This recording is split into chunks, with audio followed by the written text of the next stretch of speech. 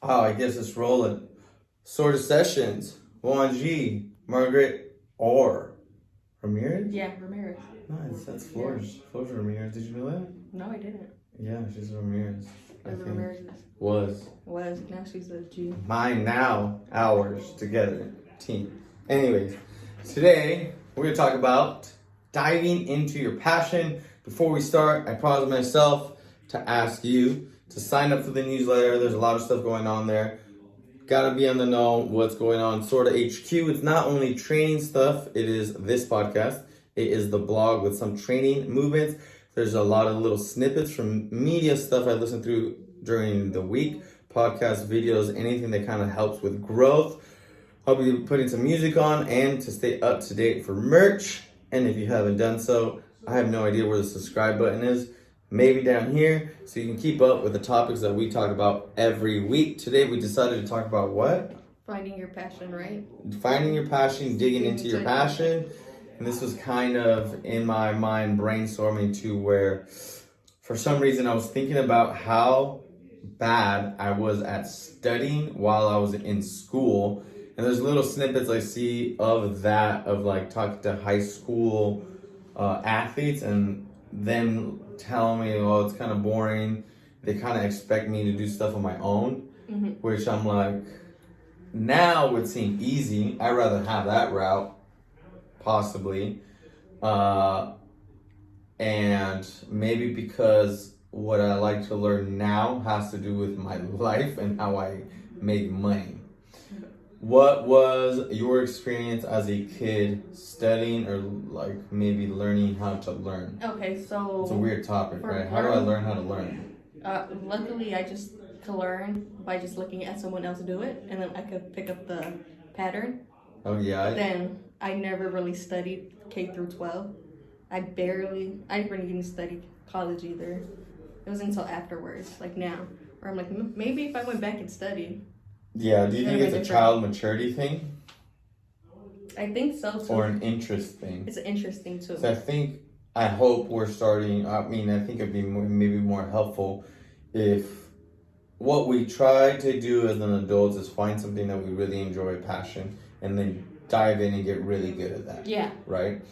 What if we use that model from late high school into college? In college, I think we try to do that as well. I think it'll be easier. I think if there's a pathway from high school to college, then you this know is what how you this like. is applied to this. Yeah. Why am I learning math that is theoretical based for something that I'm not going to use? Yeah.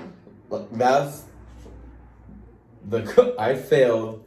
I forgot what class it was, like Cal 2 or something in college twice because I had no interest and it was just like all those theories.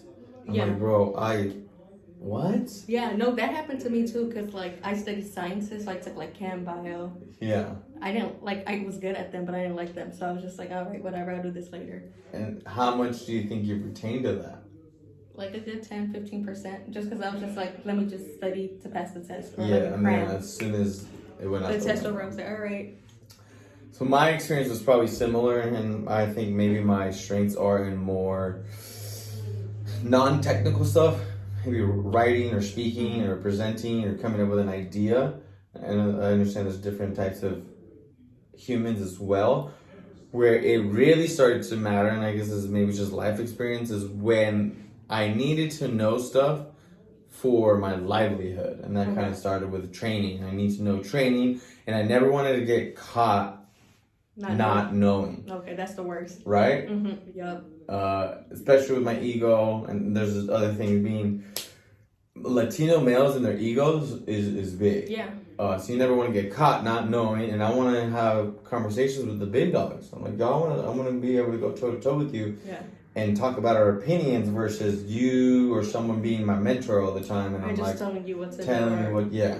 I feel that. So because of that, and I do that now, my strategy is, what is something I currently like, and you're gonna laugh at this next one.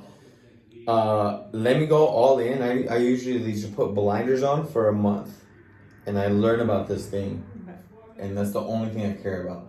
I put everything else in life on like automate, and just really go deep into wake up earlier before training, in between sessions, when I get home, just learning about this one thing until I feel like I know it. And usually what happens, I know I'm doing a good job once all the things that I'm reading start to become repetitive. Okay. You're like, yo, I nailed that. Do you have any sort of experiences or things that you have dived into?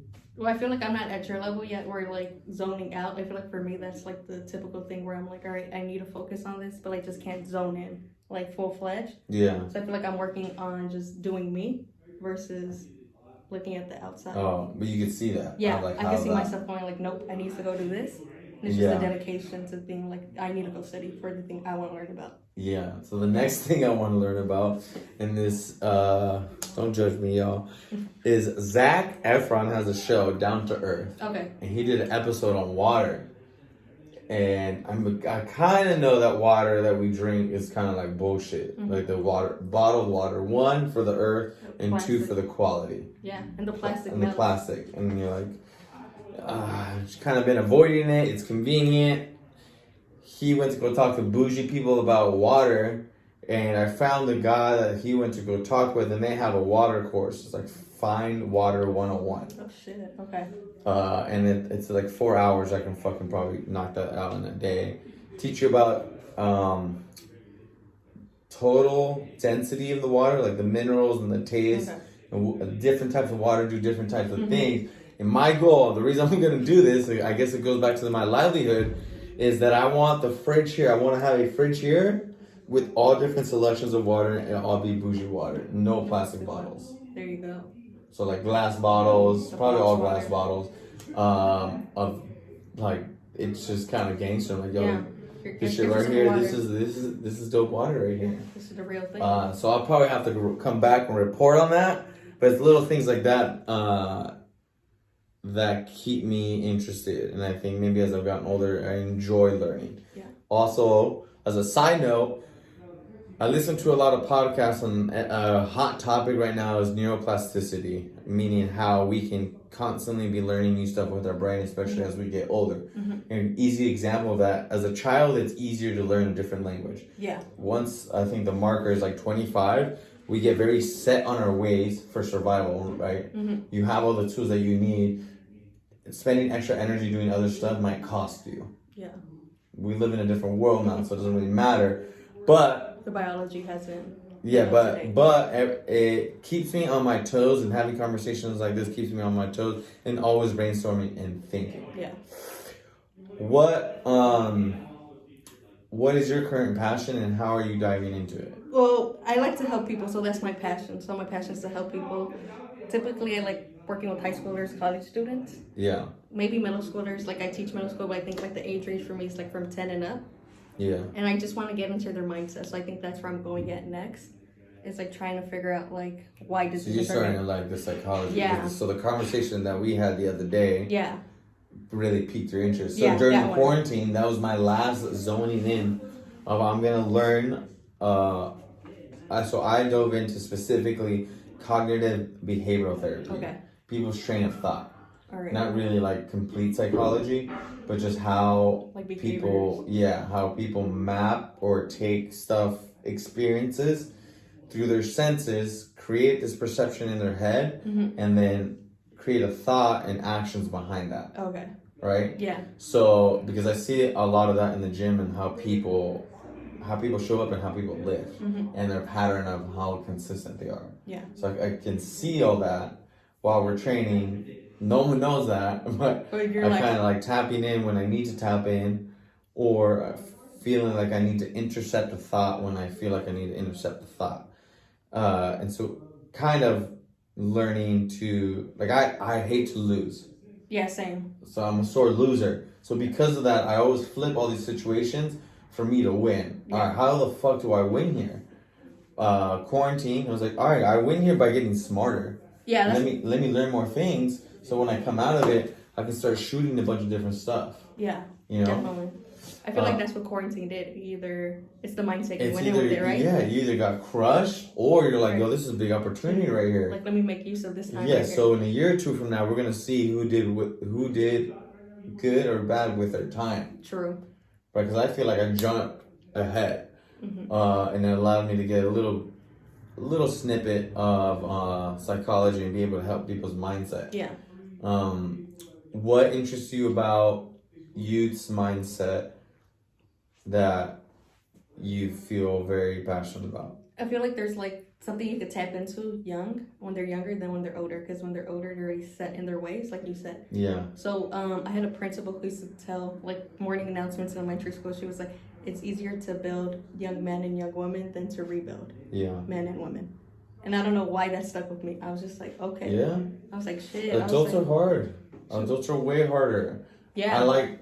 That's the other challenge. Like, legit, most of these adults, I'm dealing with adults. I'm like, yo, I finally just feel comfortable being able to mentor and be there for other adults. Yeah. Because I feel like I just became an adult. I feel you. You know? Kids is a little easier. You're like, they're more playful. It's like, yeah, you know where they're going because of your age. Right? Like, think about you specifically talking to a 40 or a 50-year-old. And you're like, how do I go about this? But at some point, I just break down the behavior. It doesn't really matter the age that they're at. They might not have the experiences that I have now. Yeah. And I can kind of help on a different level. And a different perspective. And times change. Like, we look at our parents, they think of the world in a certain way versus how we do. And we kind of have to teach them, like, that's not how the world works anymore. That's not it. Right? Yeah. Like, the very straightforward, like what we're at right now with race. And how do we speak about the LGBT community? Yeah. Like, Latinos don't know how to do that. They just ignore it and they're like, all right, like. Yeah, this is, so it's like, so you can't be talking about it like that anymore, and you have to view it differently. Tips and tricks for diving into your passion, do you have any? What can someone maybe take away? I think for me, it's just figuring out what it is. So it's like that one thing that brings you immense joy, where you're just like, fuck, I can't see myself doing anything else besides this. Yeah. And I think it's okay. I think kids maybe get discouraged to, hey, don't really specialize that yet. And I think the thing is too, like... let them go. But then it's also too, I think people focus too much on making money aspect of it. Yeah. Or they deter themselves from doing something that they love because they're afraid of not being successful enough. If anyone can be an example, right? Let me be an example for you. Like, me going into fitness after school, after going to college, was like, what are you doing? Yeah. I'm like, I think I got this. My passion is going to bleed through, and I'm going to make it. Yeah. So don't be afraid of that. Whatever it is, dive into it. Yep. Try a bunch of shit. Fail at a bunch of shit. Yeah, failure is important. You got to fail. Try. I would say this. Whatever the thing is, choose what the end goal is. And once you get there, you can decide to continue or not. So I did a lot of stuff where I got it to the finish line, and I said, I don't like this. I became an EMT, was on an ambulance, going to calls, picking up dead people. Yo, I don't like this. I'm out. Yeah, and it's just figuring that out. Like, that's what I did, too. In college, I studied science. I was in a lab. I finished through college, and I was like, I don't like this. Yeah. And I was like, it's not me. It's not for me. Do you think it matters what age you are in being able to dive into different stuff? No, I think you should be able to change your career at any point, or like dive into your passion at any point. It's like, it's not gonna, for some people it comes really young. So someone might want to go into entertainment like at 10 years old, and they know that for a fact. And some people it takes a couple more years, or you might even be 40 and be like, you know what, this is what I actually like. Fuck it, let me go do this. Yeah. But I think it's like layered pressure though. A little bit. Right? Well, I was starting to view it as like, well, at some point you also have to be an adult and be able to pay your bills. Yeah, that's true. Right? But if maybe you really dive into being really good at something, you might also take away skills. Because now I feel like I have a lot of skills I could transfer to something that's not, like not being a doctor, an accountant, nothing that's technical. Mm-hmm. But I bring a lot of experience into it. And I can, whatever the thing is, it doesn't really matter. I can learn it as long as it's not highly technical. Yeah, that's true. Right? The learning curve is there. So, I mean, every job has a learning curve. So if you're passionate or able to learn it, then you should be able to do it. Yeah, and I think that the things that matter more for me is like, how do you communicate? Yeah. What are your people skills? That's true. And what is your professionalism and how you show up to work. Yeah. Learning how to use a computer in a specific program, that's going to take you no time. Yeah. Because you're already open to that mindset. Like, if you don't know how to communicate, like, network and, like, show up. It doesn't matter then where it doesn't you matter. go, what you Because do. then people are going to be like, all right, like, this is a person. Try a bunch of things, fail at a bunch of things. At some point, whatever pique your interest, find a goal, go all in, learn about it. All right, that's all I got. Yeah. You got any other takeaways? No. Remember, subscribe, sign up to the newsletter. We'll keep bringing you fire.